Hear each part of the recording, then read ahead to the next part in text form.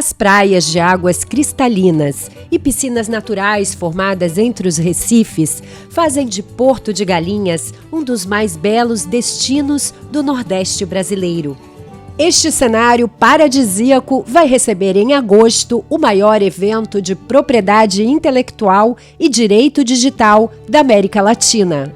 Porto de Galinhas será a sede do 44º Congresso Internacional da BPI, tanto pela infraestrutura e beleza, quanto pela sua proximidade com a capital de Pernambuco.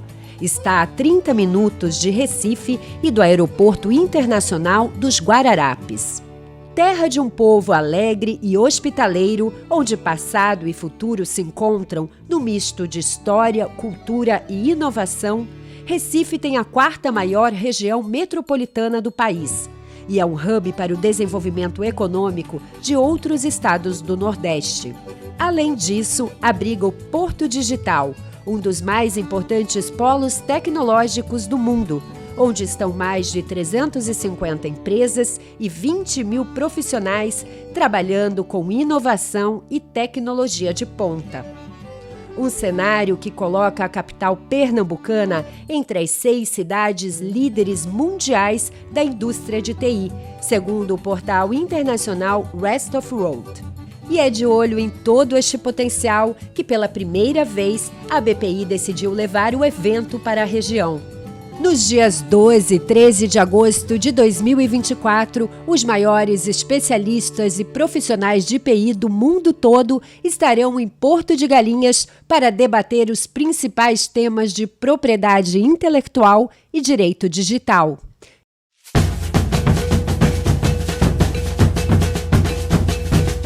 E também, é claro, para muito networking.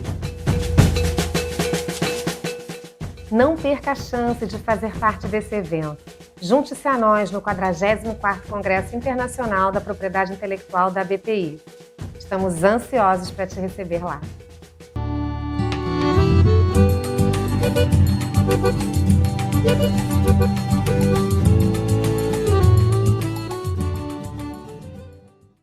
É sempre uma satisfação ver essas mulheres maravilhosas falando sobre empreendedorismo, sobre inovação, sobre propriedade intelectual. E eu queria já aproveitar, porque também ela já está aqui conosco, para chamar a Renata Shaw para falar. A Renata é uma parceira aqui de longa data da BPI, e da OMP também, né? Ela está participando de projetos da OMP, nessa área, né, de promoção de diversidade e inclusão. A Renata, ela é especialista em propriedade intelectual pela Pontifícia Universidade Católica do Rio de Janeiro. Ela é graduada em Direito pela Universidade Santa Úrsula, do Rio de Janeiro. Ela também está fazendo um mestrado na Universidade Federal Fluminense, que tem a ver com essa questão justamente de diversidade e inclusão. Depois, se ela quiser explicar melhor um pouquinho como é esse mestrado, saberem que existe um mestrado nessa área, eu não sabia que existia, né, focado. Eu não vou ser sincera. Não sabia que existia um mestrado com este foco específico, né? Para as pessoas até saberem, poderem eventualmente se inscrever e cursar. A Renata, ela atua com consultoria tanto na área de propriedade intelectual, como na área de prevenção de conflitos étnicos e raciais e de diversidade. E eu queria pedir a Renata, então, Renata Shaw, que tem 2 Renatas aqui, mas por favor, para ela começar a sua fala. E mais uma Bom vez, dia. obrigada, Renata Malheiros e Uda Guiesbrecht, pelas falas de hoje.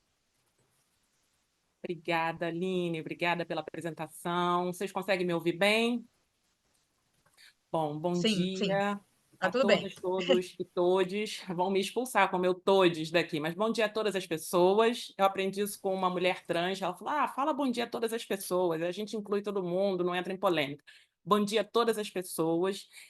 É um prazer estar aqui. Queria agradecer muito ao convite da OMP, à BPI, que também tem dado muito suporte às questões de diversidade e inclusão. Inclusive, uma representante do comitê está aqui, que é a Monique Bastos.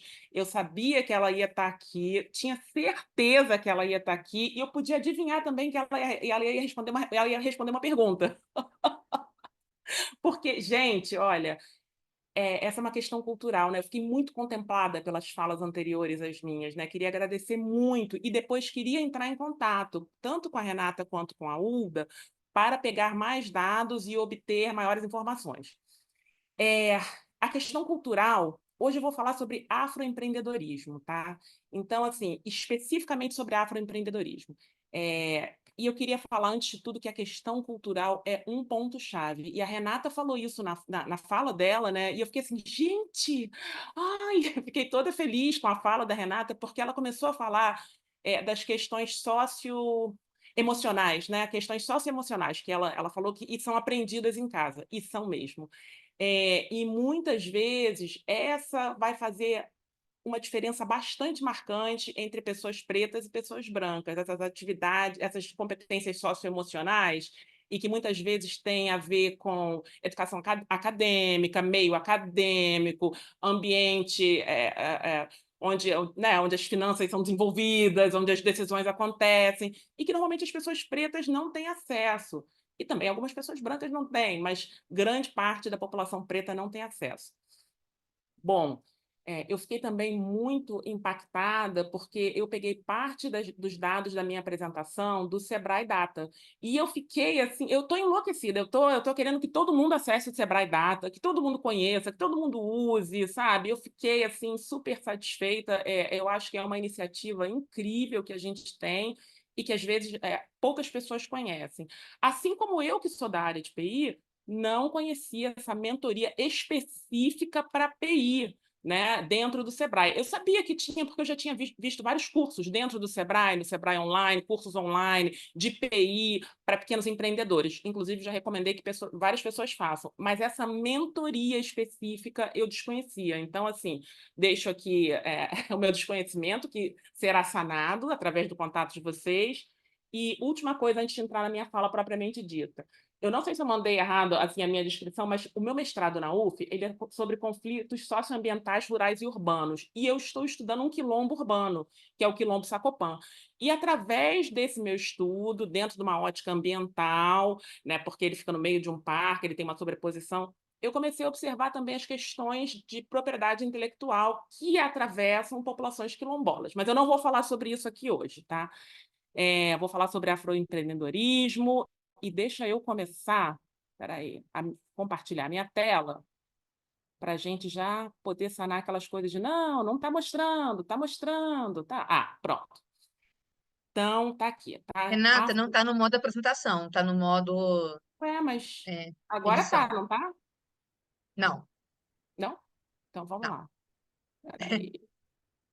Interromper compartilhamento. Eu acho que tem que começar a compartilhar Isso, numa isso, apresentação para isso, que funcione. Então, vamos isso. lá, de novo. Por isso que eu tinha que compartilhar logo, né? Tararam. Veja se agora está no modo apresentação. Agora sim. Estou, Ah, inclusive, vendo o rostinho do Denis. então, outra coisa que se conectou com a fala da minha querida colega Renata Malheiros, tá? Que ela falou sobre choro. Então, primeira coisa, gente, vamos normalizar o choro feminino, tirar essa coisa de mulher chora, gente, mulher chora, homem chora, pessoas choram, podem e devem chorar, né? Achei muito legal a fala dela. E estou falando isso porque eu chorei já tudo que eu tinha para chorar vendo o Denis e lembrando dele. A Aline sabe muito bem, ela também foi aluna dele, ele era uma pessoa incrível. E eu começo, né, com essa fala dele sobre PI. Gente, só ele para trazer PI numa forma poética, né? E ele fala de propriedade intelectual, aliás, direito de exclusiva, né? Um movimento de política e política econômica, mais do que tudo, e não o reconhecimento de um estatuto fundamental do homem. Então, começa por aí. Criamos polêmicas. E ele fala: a essência do homem é que as ideias e criações fluam e voem em suas asas douradas, como Verdi propunha. Gente, por favor, guardem isso, levem para a vida de vocês. E guardem a foto dele, porque, para mim, ele é um dos grandes dentro do nome de PI. Por que eu trouxe essa questão que o Dr. Denis abordava das tensões constitucionais, tá? Porque foi com ele que eu aprendi que PI não existe por si mesma, claro, tudo, nada do direito existe por si só, né? Sempre temos que ver um fundamento constitucional. Mas foi ele que me apresentou essa cláusula finalística da propriedade industrial. Então, o que ele dizia, e que eu guardo no meu coração, literalmente até hoje, é que os direitos exclusivos eles têm uma finalidade primordial, que é o desenvolvimento social, tecnológico e econômico do país. E aí eu vou anotando tudo, que eu sou a louca das notas, tá? Foi o Rodrigo que fez uma pergunta, a louca das notas e a louca que perde as notas. Foi o Rodrigo, tá aqui, ó. Rodrigo Medeiros, ele fez uma pergunta que eu fiquei muito feliz com essa pergunta. Poxa, por que a gente não tem IG dentro do Brasil? Por que a gente não tem o nacional para o nacional consumir? E assim, eu acho que é por aí, tá? Assim, eu, particularmente. Eu acho que a solução do Brasil é ser mais Brasil. A solução do Brasil é entrar em contato com as suas raízes culturais, amá-las, entender as suas contradições, entender aquilo que temos que não é tão louvável assim, resolver, mas a partir de uma criação nossa, latino-americana e afrodescendente. E aí também congratulo meus colegas que estão aí de África, depois quero conhecer cada um deles, para também pegar essa visão de indicação geográfica que está sendo feita em África. Então, assim, é isso. A Lélia Gonzalez já falava, nós somos ladino-americanos, né? Então, assim, é uma visão totalmente nossa, é uma visão totalmente do Brasil, muito construído a partir da população preta, mas não somente com ela, temos inúmeras outras etnias aqui convivendo, mas onde a gente precisa fazer as pazes com uma coisa que se chama racismo. E, assim, eu não vou falar somente de racismo estrutural, né? Porque o estrutural ele é o que assim nos molda enquanto sociedade, mas ele se manifesta através de ações interpessoais, ou seja, através do intersubjetivo. Então, assim, tudo isso é para começar a apresentação falando de afroempreendedorismo e o maior problema do afroempreendedor é o racismo. Então, assim, vocês já podem sair da palestra, desligar o vídeo. Acabou! Acabou! É isso, gente. Assim, resumo do resumo do resumo, é isso. Mas não é somente isso. Eu sou uma mulher preta, né? Óbvio, e eu me encontrei dentro da área de propriedade intelectual. E eu que, a princípio, não gostava da área por inúmeros motivos, né? Que um dia a gente conversa, mas inúmeros motivos, passei a amar. E muito disso tem a ver com o Dr. Denis e a leitura, a compreensão de PI a partir da possibilidade de material gratuito que ele disponibilizava e da generosidade que ele teve. Enfim, mas eu passei a amar PI. Então, hoje, para o meu bem ou para o meu mal, eu amo PI. Eu amo PI. E aí, o que acontece quando você tem amor a alguma coisa, né? Você passa a acreditar naquilo ou naquela pessoa. Então, eu passei a acreditar, antes do passar, em PI como realmente uma possibilidade de solução para vários problemas econômicos. Não é uma solução única e também não pode ser usada exclusivamente. Demanda investimento, demanda tempo, conhecimento, ou seja, dinheiro. A PI, como o próprio nome diz, ela é feita de ativos materiais e imateriais. E vai ser essa imaterialidade dela o seu maior valor.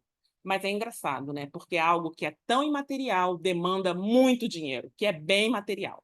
Bom, vamos voltar aqui para o Dr. Denis e para o que ele dizia da cláusula finalística de propriedade intelectual.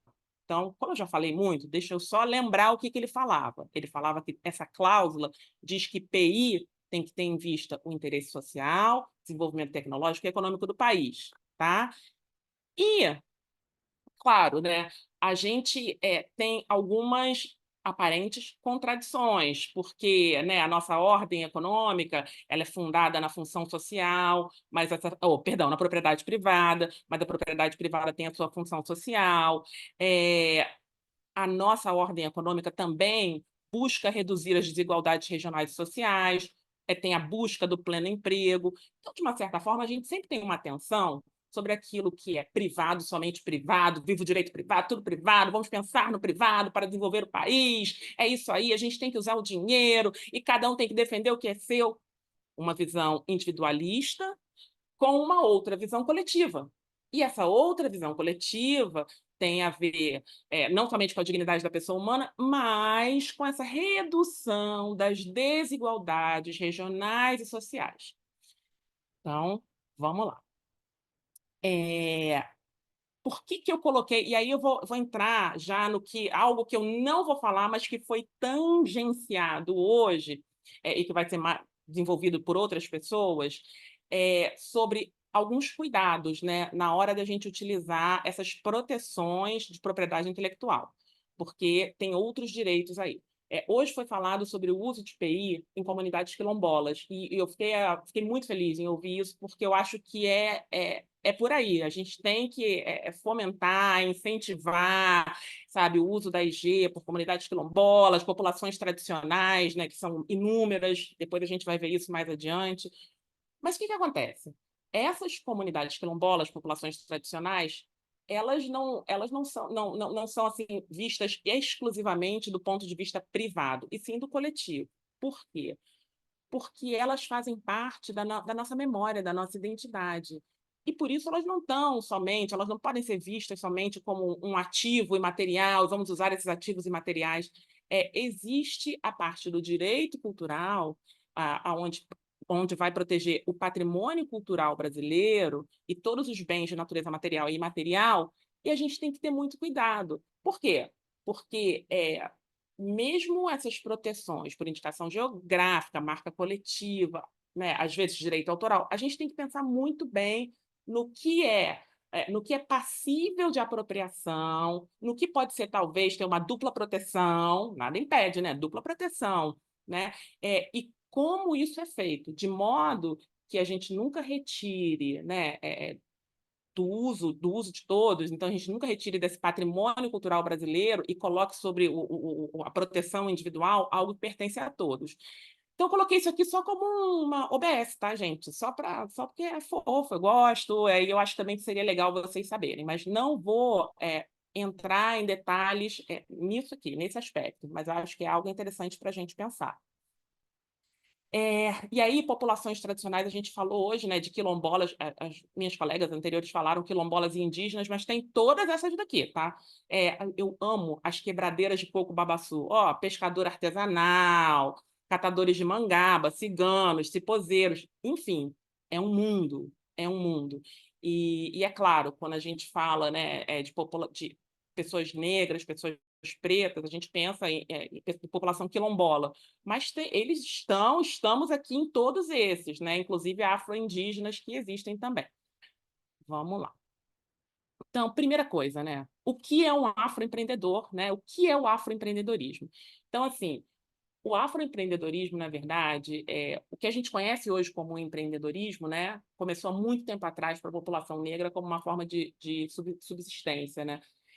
Lá atrás, ainda na época da escravidão, tinham uns escravos aos quais eram permitido trabalhar parte do tempo, e eles eram escravos de ganho, e aí o que eles ganhavam com essa venda de cocada, sei lá, doce, coisas feitas em casa, com essa venda, parte ele dava para o senhor e parte ele guardava. E com isso, né, muitos conseguiram comprar a sua própria alforria e comprar a alforria de outros, porque quando eles compravam a própria, a partir da compra da própria alforria, eles permaneciam nesse trabalho e, através deles, favoreciam não só a sua subsistência, como a compra de alforria de outros escravos. Então, quem quiser saber mais, pode fazer uma leitura de Escravos de Ganho, tem livros, então tem todas essas raízes históricas. Eu não trouxe hoje o caso específico, mas tem a Tia Ciata, tá? E já estamos aqui no século XIX, né? Século XIX, início do século XX, se não me engano. Tia Ciata, que foi o berço do samba brasileiro. Cara, a Tia Ciata, ela era uma super empreendedora. Depois vocês acessem a casa da Tia Ciata, que, por sinal, foi roubada. Quem quiser colaborar com a vaquinha que está rolando, fica à vontade, mas não é obrigado. Mas, enfim, A tia Seata foi uma super empreendedora, super, uma mulher preta, aonde ela era babalorixá também, então ela alugava as roupas para as pessoas utilizarem, desfilarem, ela fazia comida, ela fazia as rodas de samba, ela era uma super empreendedora. Então, assim, nossos passos vêm de longe. Mas, hoje, essa característica, né, do afroempreendedorismo, que é uma grande força feminina de mulheres pretas dentro do afroempreendedorismo, também permanece. Essas mulheres pretas normalmente são chefes de família. E aí eu nem posso dizer o quanto foi importante a fala da Renata Malheiros, porque eu endosso tudo que ela disse, né, ao cubo, e acrescento o racismo para ter que lidar, entendeu? Então, assim, isso faz com que nós tenhamos muito em comum, nós mulheres, eu digo, né? E também muitas coisas específicas. Por exemplo, se você tem que cuidar de casa, não sei o que lá, blá, blá, blá, ganhar dinheiro, blá, blá, blá, é, é, dificilmente, assim, não é que não exista, mas assim, as suas características, né, a sua forma de constituição vai ser outra. É muito comum a gente ver mulher negra que é muito, sabe, vai, fala, não sei o quê, e isso, se para a mulher branca, né, ser mais ousada é tido como agressivo, imagina para a mulher negra, né? Para a mulher branca é difícil, imagina isso para a mulher negra. Então, assim, e é claro, tem outras coisas, outras camadas. Imagina para a mulher negra, com deficiência, LGBT, enfim, as camadas podem ir se sobrepondo. Então, tem as raízes históricas, que vêm através dessa necessidade de autonomia, protagonismo, liberdade, e sempre, eu acho que o afroempreendedorismo, ele está sempre ligado ao trabalho, né, ao pleno emprego, que não existe, mas ao trabalho, e à dignidade da pessoa humana. Então, uma necessidade de se tornar autônomo, digno através do trabalho. Como é que a gente classifica isso hoje, para falar tecnicamente, tá? Então, hoje, normalmente, quando a gente fala de afroempreendedorismo, normalmente tem essas questões de identidade, pertencimento, porque, né, existem várias pessoas pretas que são donas do seu negócio e não trabalham com essa questão de identidade, pertencimento, mas hoje teve uma grande virada de chave nos últimos anos, né, nos últimos 10 anos, principalmente, com o surgimento de inúmeros empreendedores negros que trabalham a questão de pertencimento. Não necessariamente nos seus serviços e produtos e serviços, né, mas como uma forma de afirmação, já que o trabalho é uma afirmação da dignidade da pessoa humana. Então, não precisa ser simplesmente voltado para um público afro, né, mas sempre trazendo a questão da afirmação dentro da sua maior perspectiva. E aí, peraí, eu tirei essa informação e eu peço que vocês visitem. Tem um blog do Banco do Brasil, né, que depois que o Banco do Brasil reconheceu que contribuiu para a escravidão e aí está fazendo medidas reparatórias, ele tem tido várias iniciativas assim incríveis, incríveis. E uma dessas é falar sobre afroempreendedorismo. Através de uma pesquisa, eu trouxe várias, tá, gente? Essa é do Google Box, que foi feita em 2019 pela Preta Hub, com o JP Morgan, identificou-se 3 perfis principais de afroempreendedores. Claro que a gente não esgota aqui, mas esses são os principais. Então, tem aquele que é o empreendedor por necessidade, e normalmente esse não vai ser formalizado, tá? E aí, a gente pensando em PI, né? Quando a gente pensa em PI, esse que não está formalizado, a PI vem realmente do início, porque você vai formalizar com a inserção da PI no business, dentro do business da pessoa. Aquele que vem por vocação e engajamento. E aí, esses dois, eles já têm os negócios formalizados, né? O por vocação já tem uma familiaridade maior, sabe o que é empreendedorismo como atividade autônoma, normalmente formalizado. E esse por engajamento, que é o que eu falei, que surgiu muito nos últimos 10 anos, esse aí geralmente é formalizado mesmo, porque ele traz o empreendimento como uma ação de afirmação de identidade. Então, assim, ele já vem com isso na cabeça. Não, eu vou trazer um negócio que vai falar de gente preta, que vai pensar em coisas pretas, enfim. Então, assim, esse normalmente é formalizado. Por que eu estou trazendo? Eu vou trazer muito mais informações sobre afroempreendedorismo, tá? Porque eu acho necessário que todos compreendam esse mercado, entendam as necessidades específicas, e para pensar em PI é necessário entender e entender como proteger essa PI desde o início. E aí eu vou colocar, assim, o que eu venho pensando como possibilidade. O que eu venho pensando como possibilidade é que PI exige um financiamento específico, ou algo específico dentro do financiamento existente que fale de PI. Porque, assim, gente, eu venho lidando com afroempreendedor há muito tempo.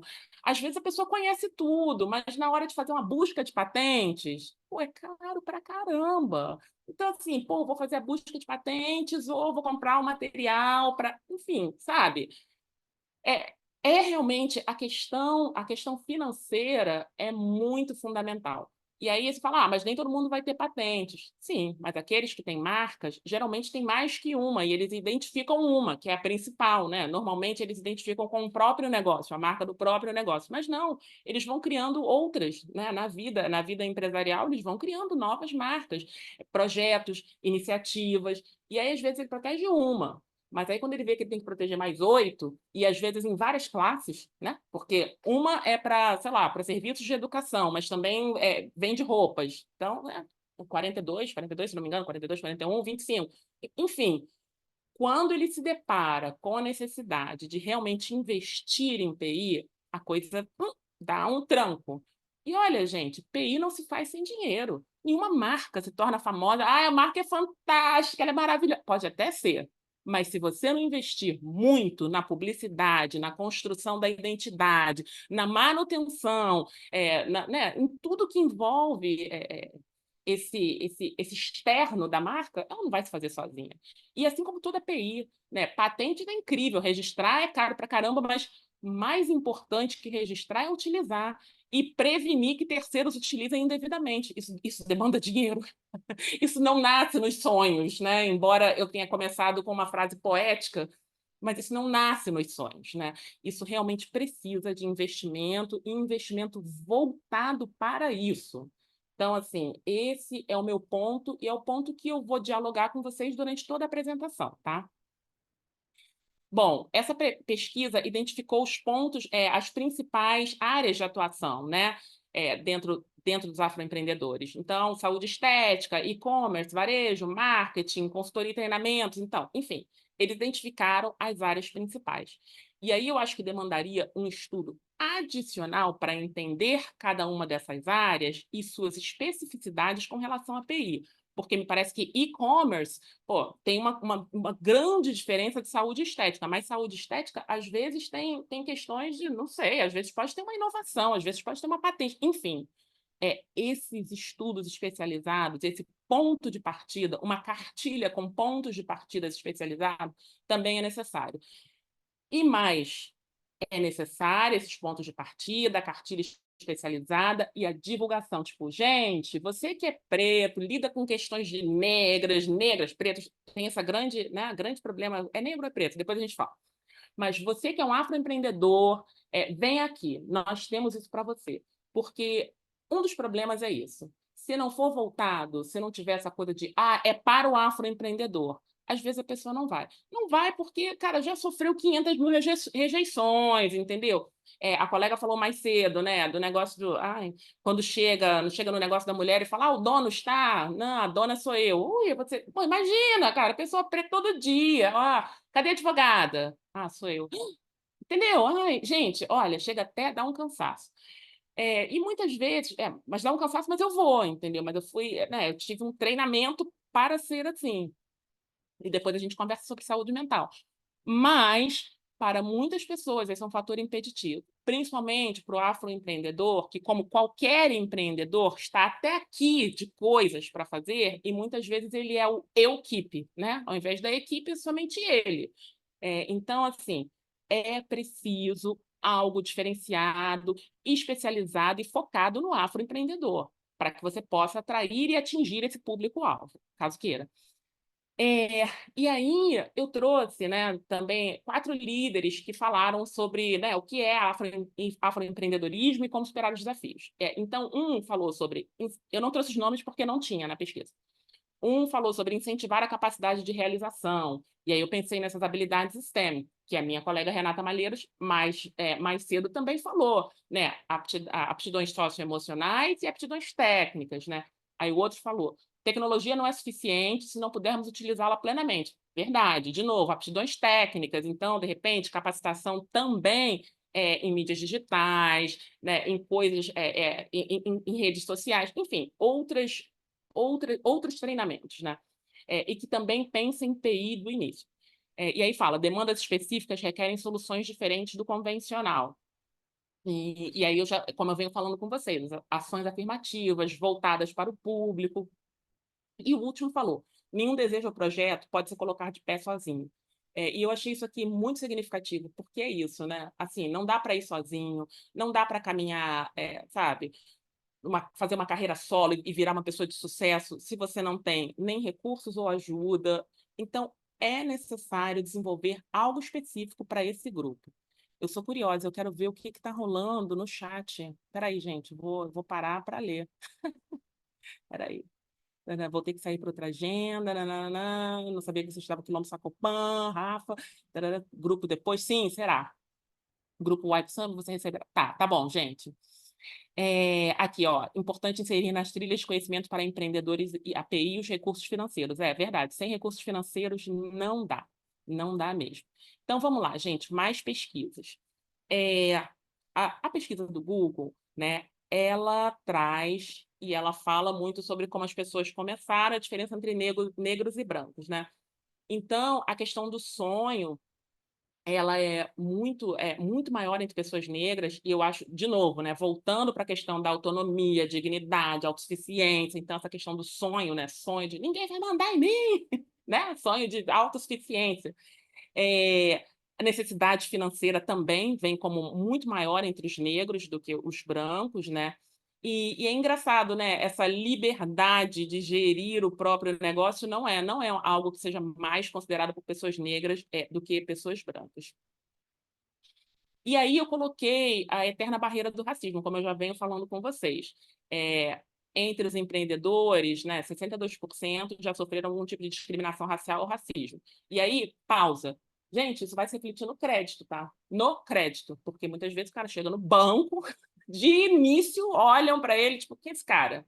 Sabe? Não enxergam um potencial, sei lá, gente, potencial milionário, sabe? Não enxergam um empreendedor, né? Então, de novo, lá no início, quando a Renata Malheiros falou, você é dono. Então, é isso, é sobre isso. E para 92% das pessoas negras, né, afroempreendedoras, né, a questão da discriminação foi muito importante, foi uma decisão muito importante para começar o próprio negócio.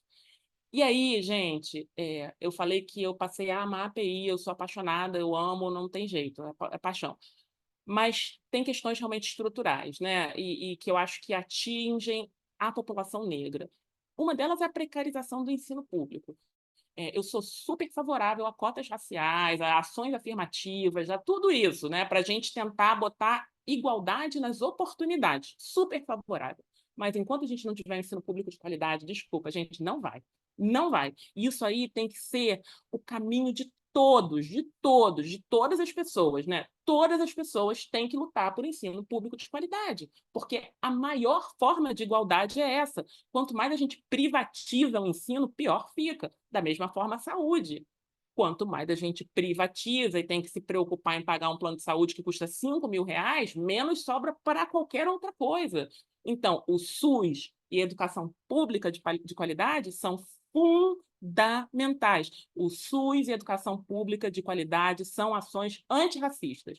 Então, se você é antirracista, ou se você realmente não acredita no racismo, mas não gosta de ações afirmativas, gente, lute pelo ensino público de qualidade. É realmente uma ação super antirracista. E aí vem alimentação, segurança e saúde, né? E aí, quando a gente fala em segurança, porque a gente sabe que, principalmente os homens pretos, eles morrem muito mais com bala perdida, paradas de polícia, enfim. Saúde, a gente tem problemas de discriminação, violência obstétrica, que incidem mais sobre a mulher negra. E aí, finalmente, né, onde eu queria chegar, que é o menor acesso a crédito e investimentos. E, consequentemente, maior, eu não botei aqui, mas maior dificuldade para crescer e escalar os negócios.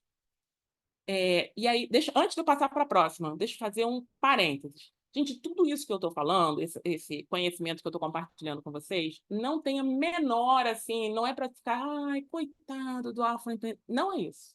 Não, a ideia não é essa. A ideia é que a gente pense juntos em soluções. É isso, sabe? Pensar juntos em soluções, principalmente dentro de propriedade intelectual. Então, durante a pandemia, né, 34% das pessoas brancas tiveram acesso a crédito negado e 47% de pessoas negras tiveram acesso a crédito negados. E aí eu vou passar, por isso que eu falei que eu amo o Sebrae, eu vou passar agora para os dados que o Sebrae traz. Né? E o Sebrae tem um estudo incrível, que é o Empreendedorismo por Cor, Raça e Gênero, que é de 2021, mas que continua bastante atual.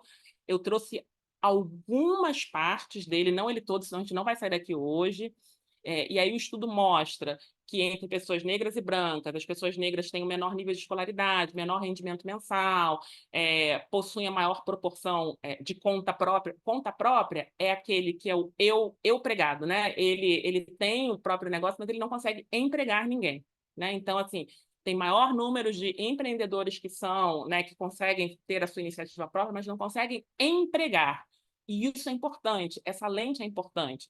Porque quando a gente foca naquele negócio que já foi desenvolvido, naquele terceiro tipo de empreendedor que eu coloquei lá no início, a gente tem que pensar em escalar e ver se ele já está empregando. E se ele não estiver empregando, como é que ele vai empregar? Né? E, para isso, a utilização da TI é fundamental. Então, assim, são os que menos contribuem para a Previdência, mais jovens e maior dificuldade de acessar o crédito. Né? E aí, o próprio Sebrae traz, né, assim, essa diferença entre empregadores e conta própria. Para o IBGE, são considerados negros os indivíduos que se autoclassificam como pretos e pardos. E aí a gente vê que o número de empreendedores negros é superior ao número de empreendedores brancos, mas aí depois a gente vê que eles ganham menos, ganham bem menos. E aí eu não posso comprovar que seja o racismo somente, entendeu? Que a gente termine nessa equação somente por causa do racismo. Mas eu posso praticamente comprovar, através de estudos que existem, que o racismo é parte dessa equação, é boa parte dessa equação. Quando não o racismo direto, o estrutural, que não permite, por exemplo, um bom início de vida, né, com a educação pública de qualidade. Eu vou repetir. Então, assim, 28,6 milhões de empreendedores, 9,8 milhões de homens negros, 8,7 de homens brancos, 5 milhões de mulheres brancas e 4,7 de mulheres negras. Mas só que essas mulheres negras, elas são maioria dentro do afroempreendedorismo. E aí a idade, né? Porque a gente vê, quando a gente faz o recorte de gênero e raça, a gente vê que os homens negros, os homens brancos, eles conseguem empreender quando estão mais velhos, 55 mais. Geralmente os homens negros começam mais cedo, né? Já as mulheres negras, elas têm também essa dificuldade de iniciar mais tarde. Então, assim, tem algumas diferenças interessantes que precisam ser melhor estudadas, né?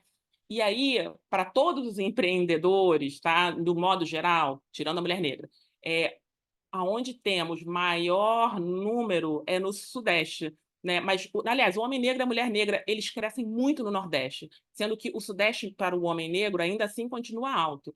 Então, a gente tem o Sudeste, quando a gente faz esse, é muito interessante, por isso que eu amei o Sebrae, porque quando eu fiz a pesquisa, sem o recorte de gênero e raça, você vê o Sudeste lá em cima, sabe, com o número de empreendedores.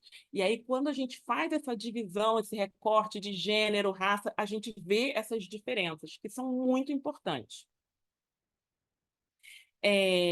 Aqui, esse quadro traz que homens brancos conseguem empregar mais, entendeu? Então, assim, homens negros praticamente não conseguem empregar, mulheres negras, então, nem pensar, sabe? Então, os empreendedores brancos são os que têm mais empregados e as mulheres negras são os que têm menos empregados. As mulheres brancas são as que têm a maior proporção de negócio em serviços, né? E os homens negros, eles têm a maior proporção de negócio na construção e na agropecuária. Interessante, né? Porque quando a gente pensa, por exemplo, que as indicações geográficas, né, a grande maioria foi para o agro, eu ouvi isso muito bem, eu já sabia, mas eu ouvi isso muito bem. Aí a gente pensa, poxa, quanto será dessas IGs que foram parar na mão de pessoas negras, de afroempreendedores? Eu sei, a IG ela tem uma questão coletiva, tal, mas quantos homens negros, ao final, foram realmente beneficiados com isso, com o uso da IG? Assim, eu não sei, eu não tenho esse dado, sinceramente, eu não tenho. Eu vi as IGs, e tirando algumas exceções, né, os produtos dão alguma indicação, mas, assim, eu não tenho essa pesquisa para mostrar para vocês. Opa. Rendimento médio, que aí mostra que é maior entre as pessoas brancas do que empreendedores, perdão, entre os empreendedores brancos do que os negros. De novo, isso se repete, agora gênero e raça. E aí a gente vê que o quanto é importante fazer essa divisão, né, esse recorte racial. E aí, só para terminar essa questão de estudos, né, eu queria trazer, e depois vocês podem acessar e achar todos esses estudos, tá? O Coisa de Preto, que é muito legal. Ele traz toda a trajetória do afroempreendedor e aí ele identifica 5 muros principais, né? Primeiro é o decidir, que é para quem tem, por exemplo, carteira assinada, né? Decidir, né? Tipo, meu Deus, virar um empreendedor. Depois, o desconhecimento, porque como a gente viu, muitos não têm a escolaridade completa, alguns têm a escolaridade completa, mas não têm nenhum conhecimento sobre empreendedorismo, que já é uma outra coisa, né? Você pode ter até mestrado, doutorado e não saber empreender. O muro da superação, que é não ter ninguém como referência, você não tem uma referência na sua família, é difícil encontrar, né? Tipo, eu sou advogada, pô, não tem advogada da família, né? Enfim, sabe? E depois vem o muro da solidão. Você consegue e você, pô, tá sozinha, né? Sozinho, sozinha. E o muro da prosperidade. Você consegue estar sozinha, mas como é que você faz para prosperar, multiplicar, virar um empregador, enfim. Então, assim, são esses muros que não são somente sociais, mas eu acho que são socioemocionais, como a Renata Malheiros falou mais cedo. E a frustração, engraçado, né? Fizeram uma pesquisa sobre a frustração, e notou-se que nos 2 primeiros anos as pessoas negras eram as que estavam mais frustradas. E isso também diz muita coisa sobre o permanecer ou não. E aí, além de tudo, proteção de propriedade intelectual, né? Porque é disso que queremos falar. Então, para quem é negro, aprendizado com a família, comunidade, vizinhos, é muito mais relevante do que para quem é branco. E eu vou logo falar por quê. Porque é o que temos para hoje, pessoal. Se eu não tenho é, um advogado, né, importante na minha família, com nome grandão, pô, eu vou pegar, né, sei lá, fulano lá do sul, que tem um escritório enorme, um homem preto, já vou me conectar com ele, entendeu? Comunidade, né? Vizinho, eu vou pegar uma vizinha, preta, branca, amarela, enfim, vou pegar uma pessoa próxima e vou chegar junto, eu vou falar, vem cá, mas isso aqui, isso ali, isso é muito importante, né?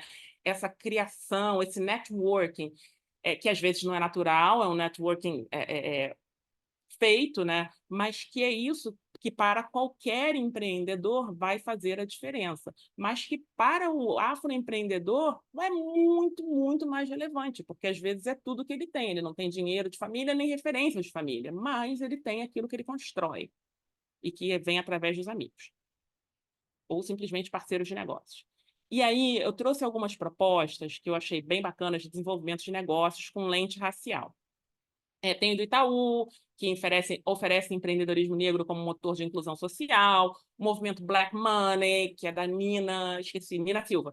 Nina Silva, onde ela fala sobre como é que você tem um empoderamento através das finanças, como é que você constrói os seus negócios.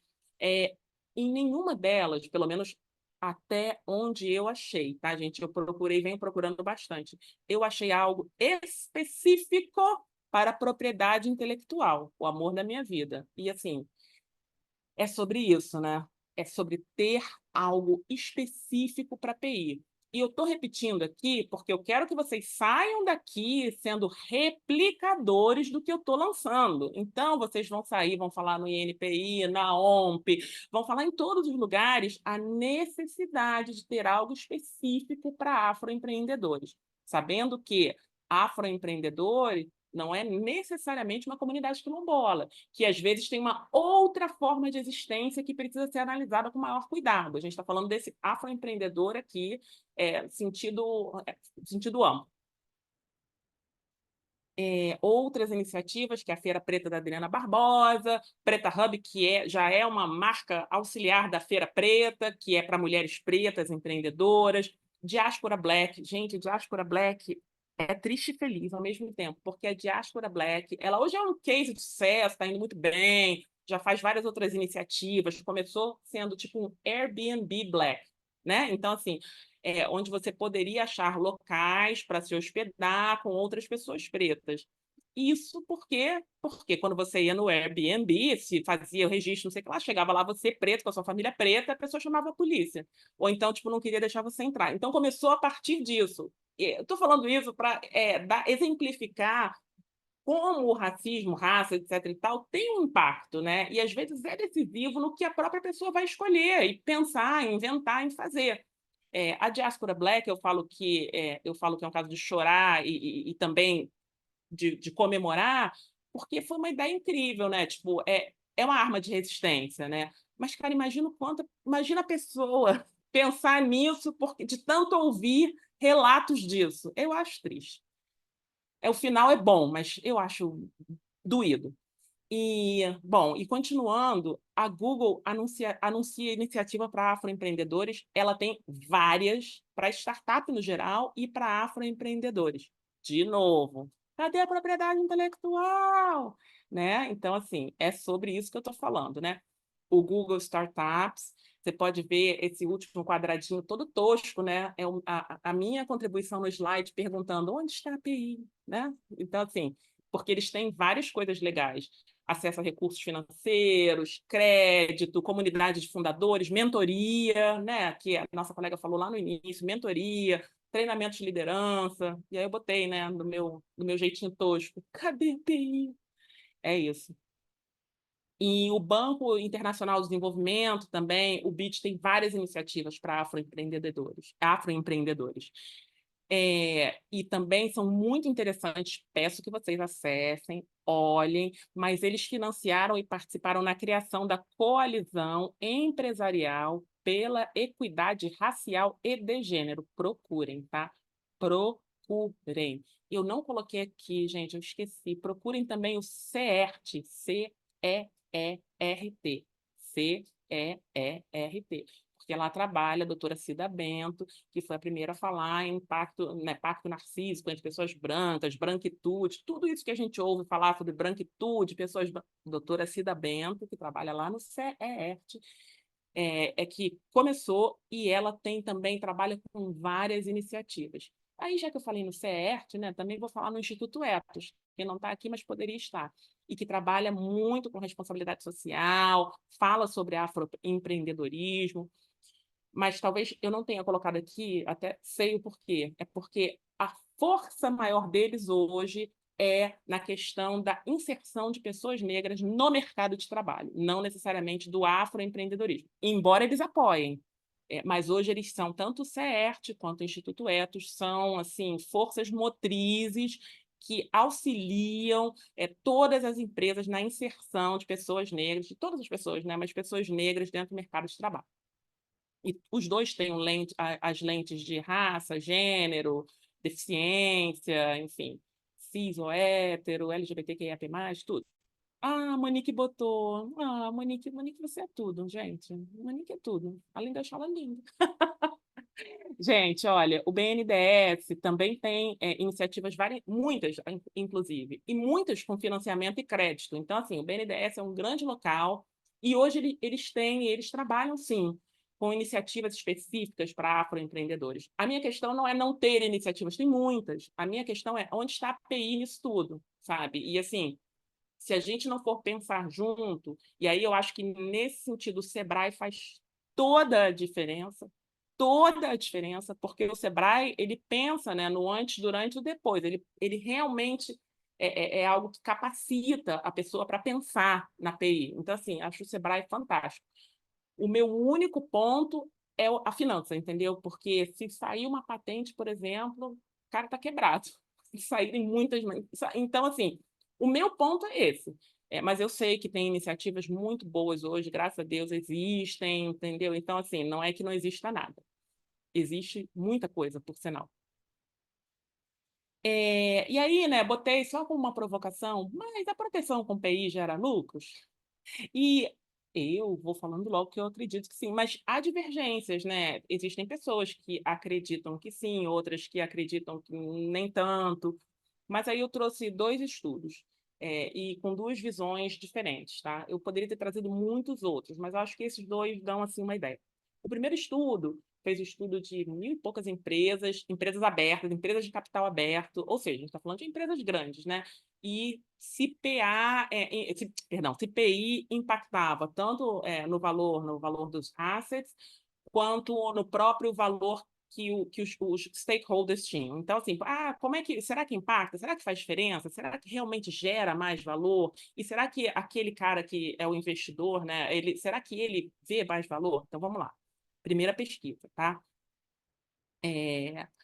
No caso, então, assim, evidenciou-se, vou logo para os resultados, tá? Eles fizeram na Bolsa. Ah, sim, isso é importante, foi entre 1995 e 2014. Por isso que eu trouxe. Achei uma pesquisa, assim, a pesquisa, né? Olha o tempo que eles analisaram.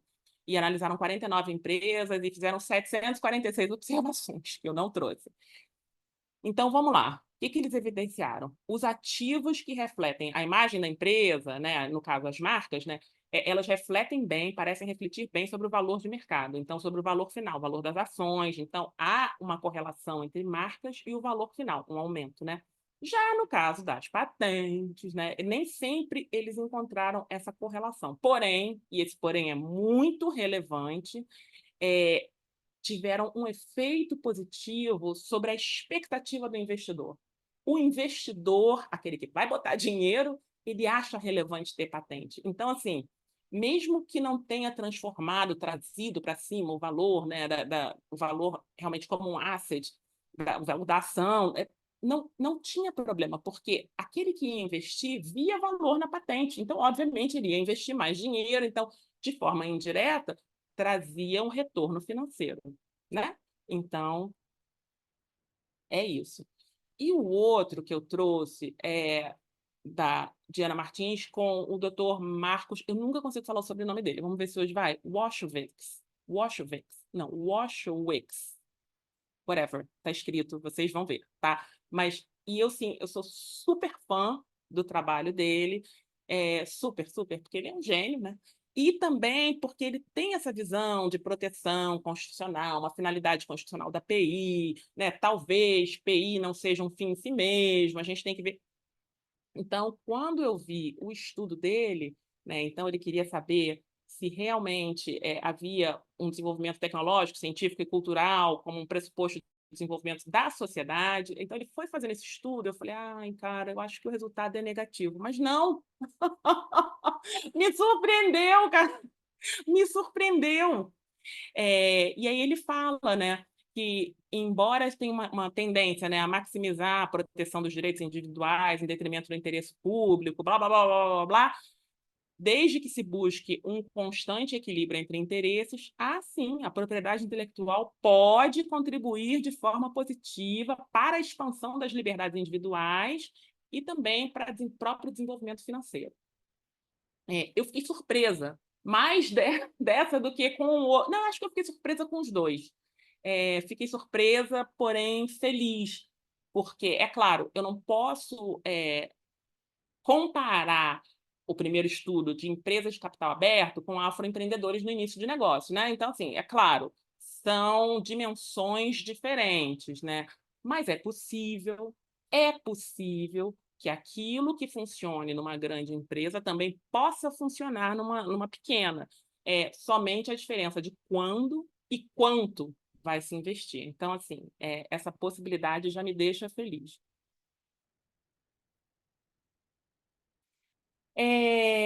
E aí uma coisa triste, né? Porque fala que 48,6% dos negócios de afroempreendedorismo ainda não tem faturamento. E aí, gente, quando a gente está falando em ativos que precisam de PI, que precisam ser financiados, é sobre isso. É sobre isso aqui, ó. Ó, olha isso aqui. Quem é que vai ter dinheiro para investir em PI? Não tem faturamento.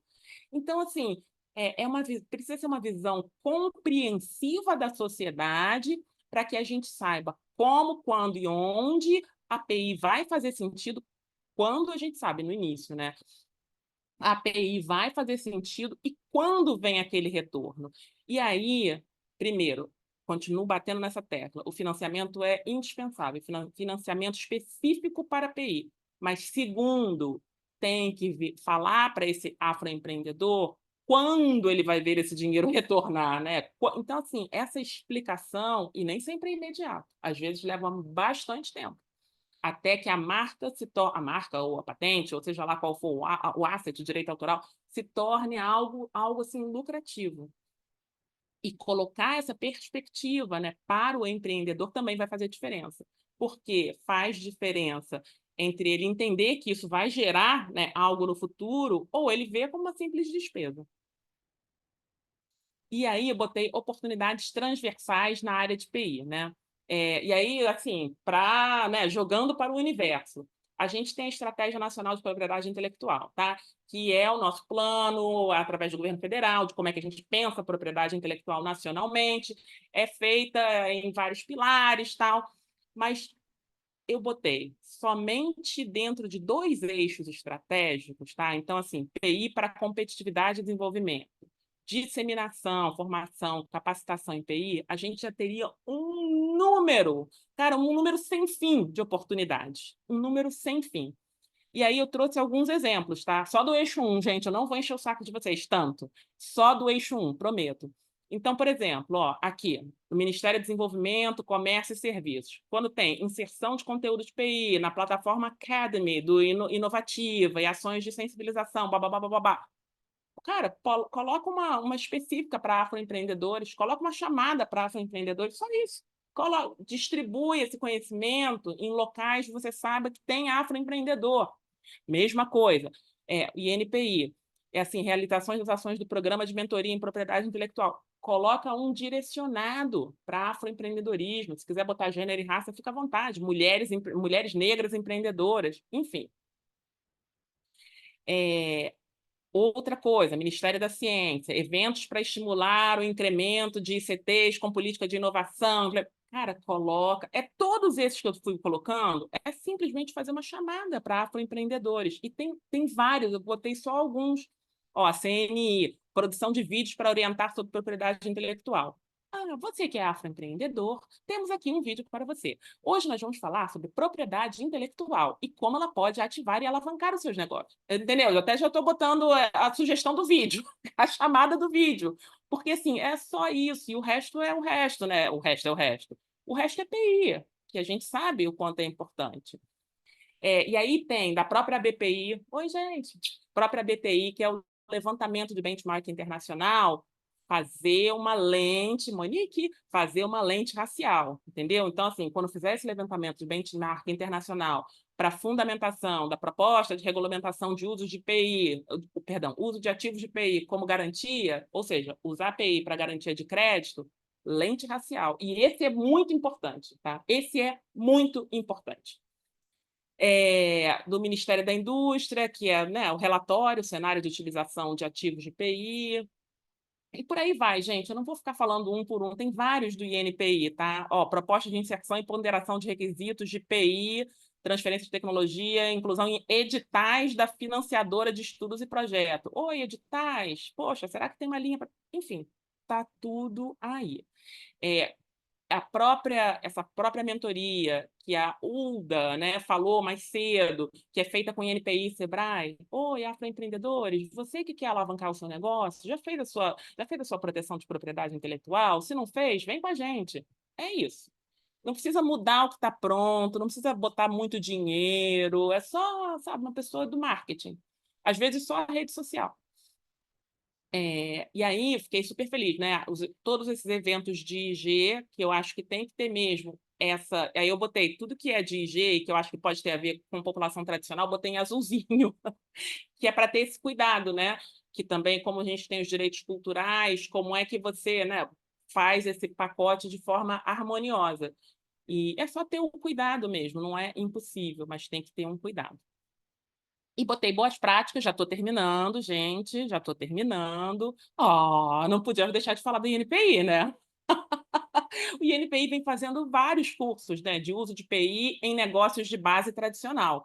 E aí eu acho que é mais voltada para as comunidades quilombolas, indígenas, ribeirinhas, quebradeiras de coco, babaçu, que aí também, esse curso, para essas comunidades, algumas não têm internet. Então, assim, tem que ter um curso é, presencial. Presencial.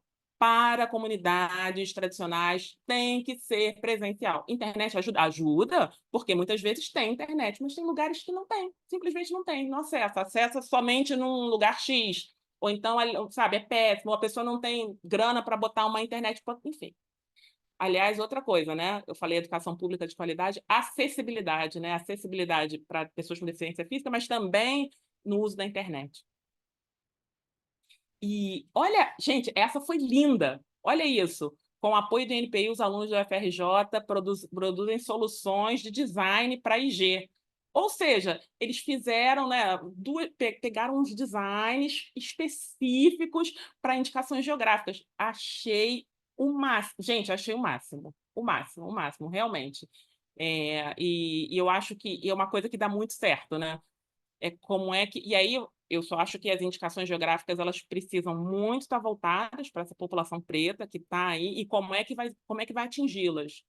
E assim, e que continuem atingindo todas as outras populações, e as pessoas brancas também, estamos juntos, é isso aí, gente, para todo mundo.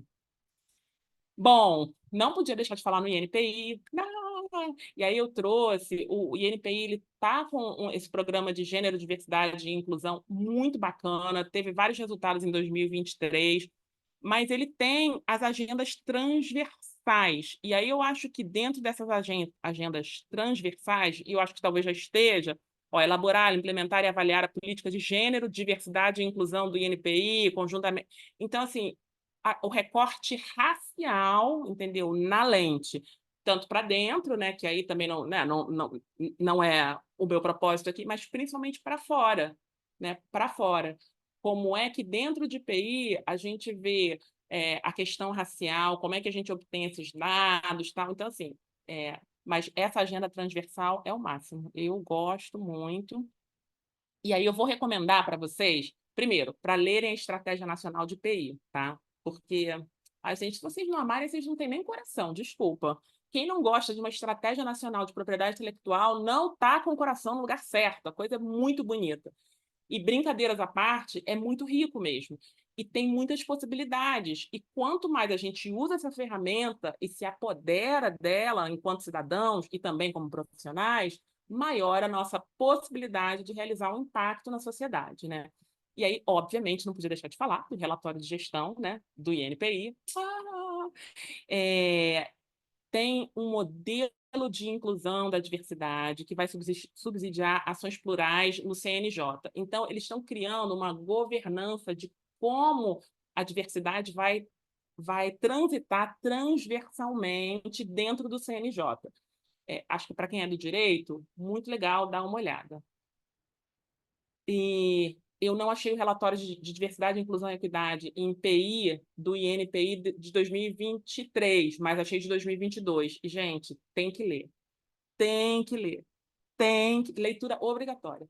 Assim como é obrigatório você ver as ações de diversidade, equidade e inclusão que existem na OMP, mas eu trouxe essa porque tocou o meu coração, é uma entrevista, né, com essa pessoa que está aqui, e logo após a entrevista ela faleceu. Então, assim, além da entrevista ser incrível, porque ela vai falando como a empresa dela desde o início, né, sempre pensou focada em tecnologia, então sempre teve a patente como uma forma de alavancar, etc e tal, mas que a diversidade veio depois, mas ela entende é fundamental, não sei. Cara, a entrevista é muito incrível. E aí teve essa coisa que logo depois da entrevista ela faleceu e a família permitiu que a entrevista fosse publicada, e eu acho que a gente, né, o mínimo que a gente pode fazer é ler. Foi triste, mas ela conseguiu, além das inúmeras outras contribuições que deu em vida, dar mais essa. E é isso, gente. Falei muito, espero não ter aborrecido vocês. Foi um prazer, agradeço mais uma vez o convite. Muito obrigada e um beijo para todas as pessoas. Obrigada. Renata, a gente que agradece, só aproveitando, a Rafaela Guerrante está aqui no chat explicando que o INPI ele já tem mentoria em PI, com foco em grupos minorizados, o sonho é ter, né, a lente da diversidade em todas as ações do plano do INPI. Além disso, né, enquanto você foi falando, as pessoas foram colando os links, né, dos relatórios que você foi mencionando. Eu acho isso é, super, super legal, né? E a Rafa também reforçando que o INPI está nesse caminho, né, para ter ações focadas em outros grupos minorizados, ter todos.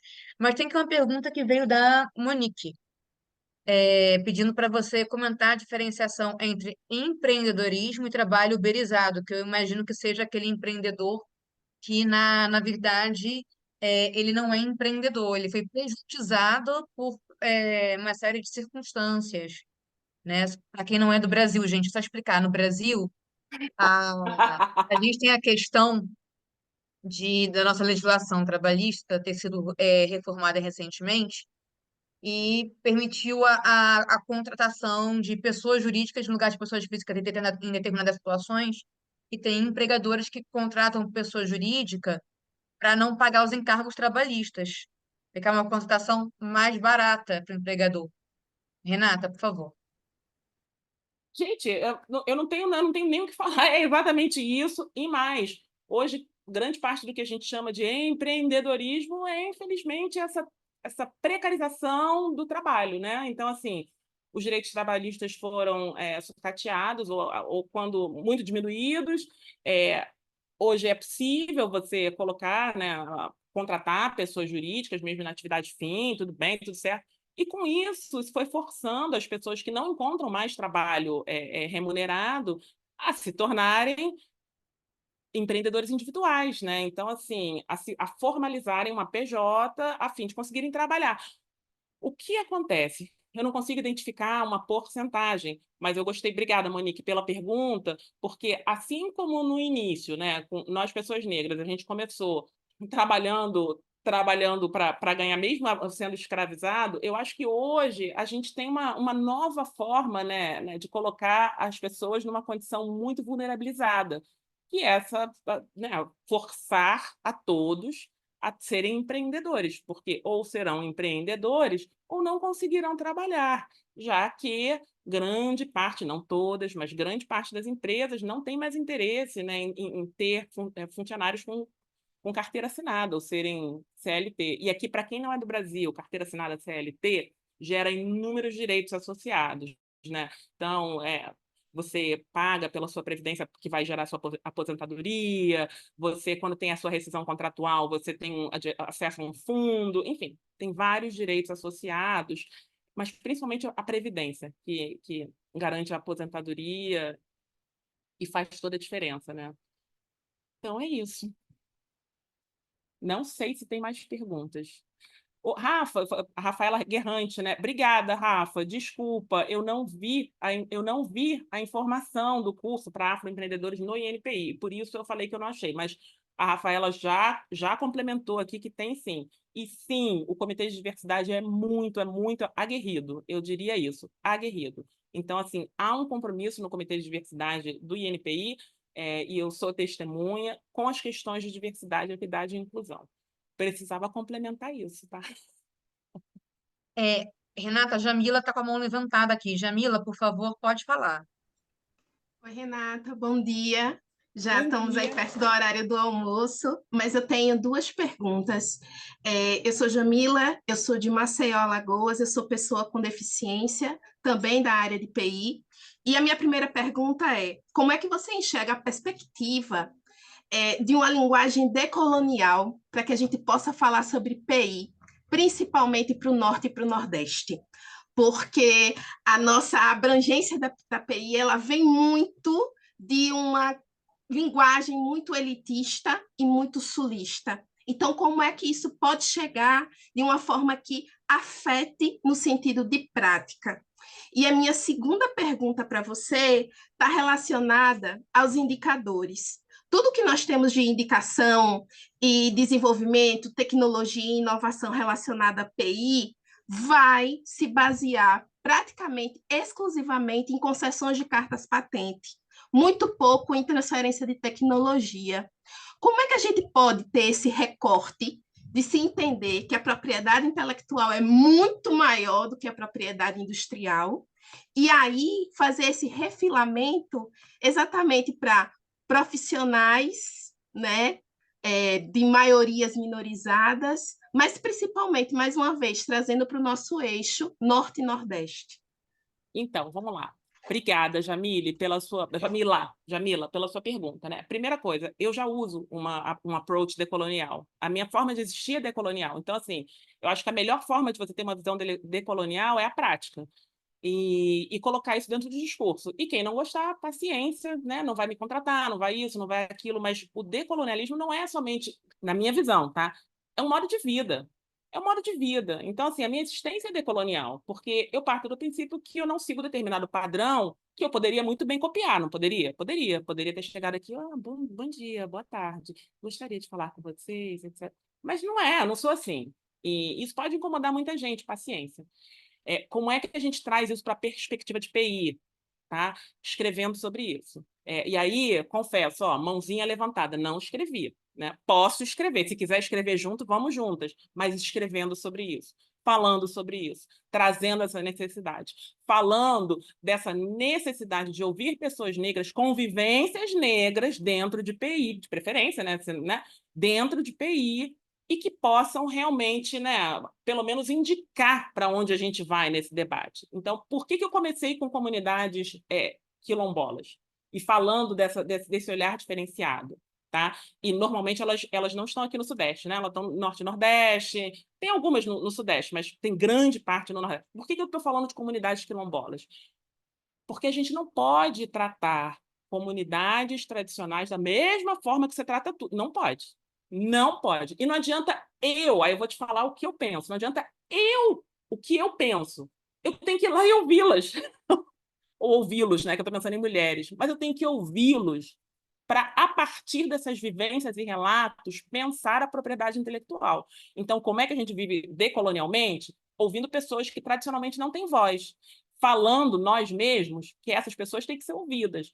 Como você trouxe, eu, assim, meia culpa, eu sou do Sudeste, falo muito do Sudeste, trazendo o Nordeste, botando para jogo. Oi, não vai falar do Nordeste, não? E o Nordeste fica como? Ah, eu sou uma pessoa com deficiência, não falou nada com deficiência. E eu que me vire, entendeu? Assim, eu acho que é isso. E o que acontece? A área de propriedade intelectual, ela não vai aceitar isso com bons olhos. Sejamos sinceros e honestos, não vai. Não vai. E como a gente endereça isso, tem muito a ver com aquilombamento e estratégia, que não necessariamente a gente vai conseguir discutir aqui, sabe? Eu me disponho, pode pegar meus contatos, a gente conversa, mas eu acho que, assim, aquilombamento e estratégia, para que as nossas visões possam ser ouvidas. Eu hoje, quando eu vim falar de afroempreendedorismo, eu não estou falando em nome próprio, porque falando o que realmente eu li, mas mais do que li, eu ouvi os afroempreendedores falando, pô, não tem dinheiro, cara, não tem dinheiro para comprar o material, vou ficar protegendo o PI. E eu, tipo, desculpa por eu sugerir, entendeu? Pô, tá certo, o cara tá certo. O cara tá certo. Tem que ter um dinheiro para ele proteger isso. E aí, só para encerrar, tá, Jamila, porque para a questão dos indicadores, tá? Sim, a maior parte são patentes, tá? Eu não sei, eu realmente, ó, meia culpa, não olhei dados de transferência de tecnologia, mas tem tantos dados de contrato, eu não sei, a Rafaela talvez possa falar, sobre a disponibilização no INPI, tá? E como é que a gente, né, concessão de cartas de patente, contratos de transferência de tecnologia, eu acho que o que falta, mais até do que os dados, ou tanto quanto, né, porque sem dados a gente não trabalha, é falar sobre transferência de tecnologia e outras questões de propriedade intelectual para pessoas pretas, né? E mais, pessoas pretas periféricas fora desse eixo, na sul, sudeste, enfim, mas para pessoas pretas. Falar, levar esse conhecimento, botar para discutir na favela, entendeu? Eu acho que é bem por, sabe, assim, sendo muito honesta com você. E aí, a partir do momento que você bota para discutir na favela, tal, as pessoas vão começar a falar, ué, mas onde é que eu encontro? Como é que eu acho? Então, assim, falta muito acesso à informação, mas que a informação seja assim, de uma forma horizontalizada e que não seja verticalizada, que uma pessoa que, ai, olha, veja bem, transferência de tecnologia, que não vai, sabe? Não, o caldo não vai engrossar, o caldo vai ficar fininho, sabe? Então, não sei se eu te respondi, mas pega o meu contato, vamos conversar, eu vou adorar. Já entrou na minha lista.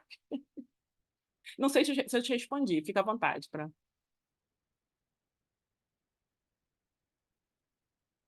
Não sei se não tem mais mãozinhas. Ninguém quer falar Não, comigo. não, mas, gente, também tem o seguinte, a questão do horário, que a gente tem que fechar. Pediram o teu contato, Renata, se Sim, você sim, quiser passar ali tá. no chat. Mas, gente, eu queria agradecer mais uma vez aqui a Renata por ter aceitado o nosso convite para vir falar nesse curso e trazer a perspectiva dela, até pegando a fala da Jamila, houve uma preocupação muito grande da coordenação acadêmica de trazer o máximo possível de Hum, diversidade. Tem muitas mulheres, tem gente do Brasil inteiro. Claro, a gente também enfrentou algumas limitações de agenda das pessoas, a gente fez o melhor que a gente pôde no tempo que a gente tinha. E a gente está, inclusive, aberto a sugestões e críticas. Inclusive, vocês já devem ter visto no grupo do WhatsApp de vocês uma pesquisa para vocês avaliarem as palestras do dia de hoje e darem sugestões e reclamarem, fazerem, se fazerem ouvir de vocês o que vocês acharam do dia de hoje. Às vezes você falar, Renata, e isso vai ser todos os dias. No final de todos os dias, vocês vão receber esse questionário para vocês avaliarem as aulas do curso. Renata, por favor. Ô, Aline, eu sei que a gente estava nesse papo e falando que a área não vai gostar. Não, não é sobre você, nem sobre a OMP, nem sobre a BPI, é sobre outros espaços. Você é mais do que aliada. A OMP, eu nem, entendeu? Então, assim, ninguém aqui não se sinta, não, sabe, não, acho que não foi nada direcionado a você, e você é aliada da vida, né? Da vida, da vida. Não, não, mas eu estou falando isso pelo seguinte,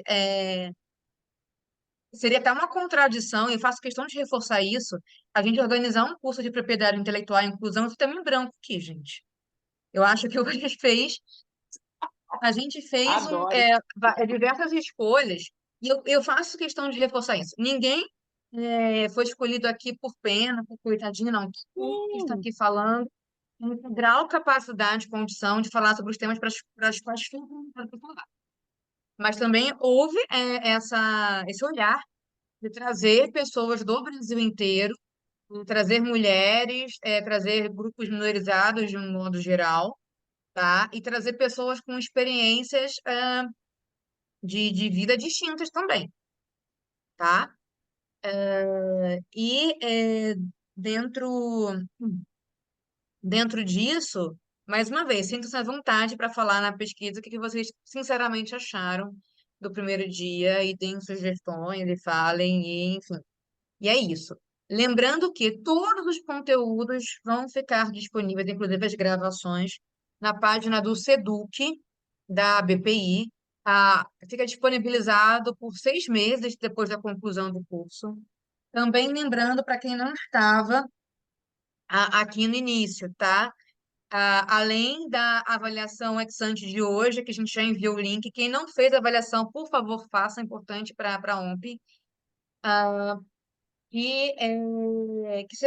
gente vai ter uma avaliação no final, que são um trabalho escrito de 2, 3 páginas. Depois a gente vai passar a norma da BNT. Eu pedi para o Silvano passar para publicação de artigo. Mas esse trabalho final, ele pode ser feito em dupla. O prazo para entrega é até 2 semanas após a conclusão do curso. E esse prazo, eu ressalto, é improrrogável, porque se as pessoas não tiverem entregue os trabalhos, a gente não tem como emitir certificado para o grupo inteiro. Então, quem se quiser ficar pedindo regra especial vai prejudicar o grupo inteiro. Eu sei que todo mundo tem uma situação especial, mas, gente, de verdade, tentem não atrasarem a entrega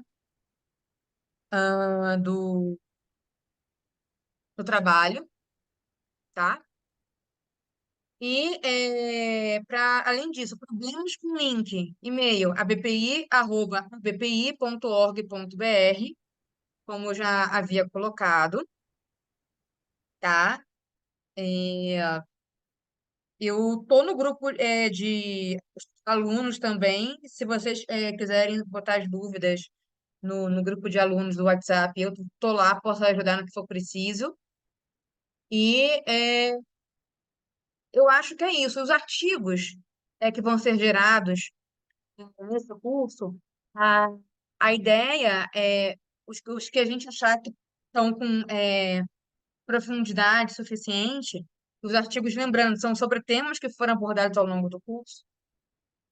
A gente pode sugerir que a pessoa entre em contato com a BPI para publicar, mas BPI, o artigo tem que ser mais longo. Então, para fins de publicação na revista da BPI, necessariamente tem que cumprir as normas da revista, se eu não me engano, lá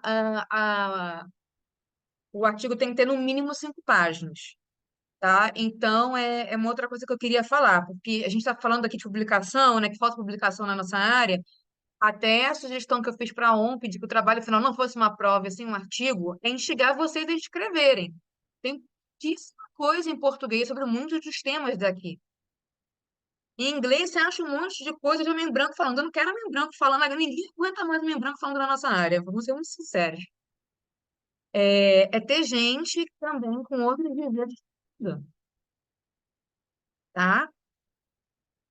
Então, eu faço esse convite para vocês. Se apossem também da narrativa. Não, Fé, a gente está brincando aqui, isso é uma brincadeira. A gente não está excluindo artigos de homens brancos. Mas colocando aqui que a gente fala tanto que falta isso, falta aquilo, mas a gente também tem que ser assim. Então, é um convite, eu estou aqui instigando vocês para que também façam, tá? Então, é isso, entendeu? Não adianta nada a gente reclamar que só fala homem branco e a gente também não assumir esse lugar quando a gente tem oportunidade. É, Isabela, se você quiser falar alguma coisa, por favor. Não, só agradecer, Renata. Não sei se a Renata e a Uda ainda estão aqui. Se tiverem, agradecer muito. Olha, parabéns, foi um dia incrível, um primeiro dia. Ordens paroquiais. Amanhã a gente começa às 9 horas. A gente sempre tenta ser pontual, tá? A programação tá todo dia para terminar às 12h30. Então, se vocês puderem também se organizar para ficar até 12h30, a gente promete que a gente vai fazer de tudo para não passar. Até por isso que eu vou parar agora.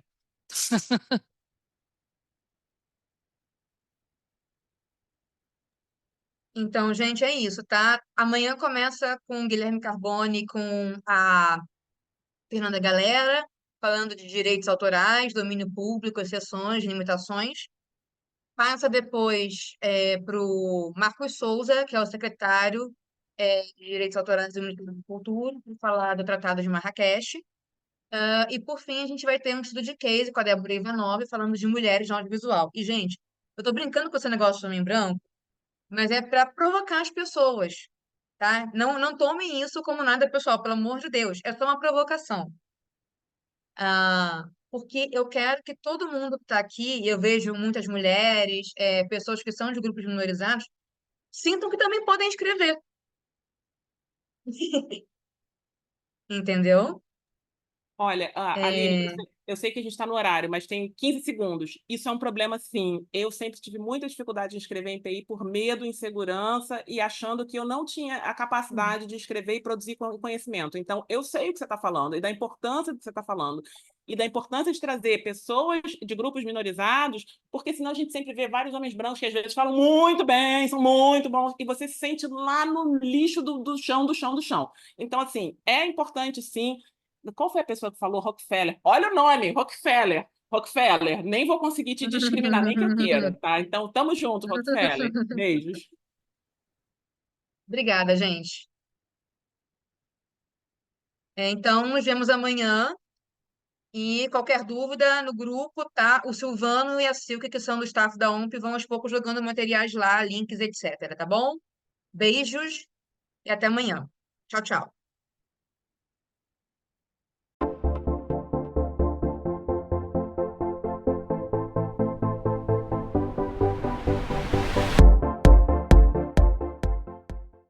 As praias de águas cristalinas e piscinas naturais formadas entre os recifes fazem de Porto de Galinhas um dos mais belos destinos do Nordeste brasileiro. Este cenário paradisíaco vai receber em agosto o maior evento de propriedade intelectual e direito digital da América Latina. Porto de Galinhas será a sede do 44º Congresso Internacional da BPI, tanto pela infraestrutura e beleza, quanto pela sua proximidade com a capital de Pernambuco. Está a 30 minutos de Recife e do Aeroporto Internacional dos Guararapes. Terra de um povo alegre e hospitaleiro, onde passado e futuro se encontram no misto de história, cultura e inovação, Recife tem a 4ª maior região metropolitana do país e é um hub para o desenvolvimento econômico de outros estados do Nordeste. Além disso, abriga o Porto Digital, um dos mais importantes polos tecnológicos do mundo, onde estão mais de 350 empresas e 20 mil profissionais trabalhando com inovação e tecnologia de ponta. Um cenário que coloca a capital pernambucana entre as 6 cidades líderes mundiais da indústria de TI, segundo o portal internacional Rest of World. E é de olho em todo este potencial que, pela primeira vez, a BPI decidiu levar o evento para a região. Nos dias 12 e 13 de agosto de 2024, os maiores especialistas e profissionais de TI do mundo todo estarão em Porto de Galinhas para debater os principais temas de propriedade intelectual e direito digital.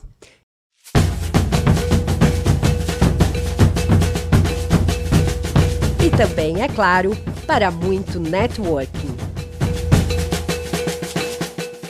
Não perca a chance de fazer parte desse evento.